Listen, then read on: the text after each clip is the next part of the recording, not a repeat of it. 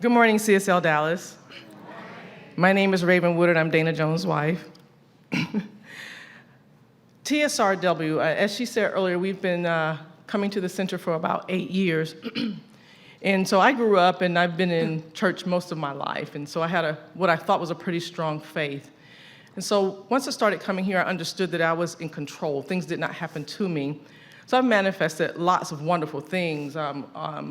Moving, back and forth on my job, moving some people out of the way or managers out of the way. We manifested a home. But what I really want to talk about is my language and how the teachings and the classes at CSLDallas have transformed me.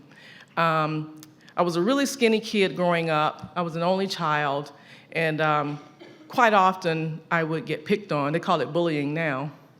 And I would get picked on, so because I was so thin, I started using words to battle back. So I can cuss pretty good. Because that was my way of fighting. And so I just developed this, and Richard Pryor was one of my favorite people growing up. So I would actually try to emulate Richard and how he said the MF word, so we can talk about that outside of this. But I also spoke very violently. I talked about throat chopping people, punching people in the throat, busting you in the head, splitting you to the white meat, all the time.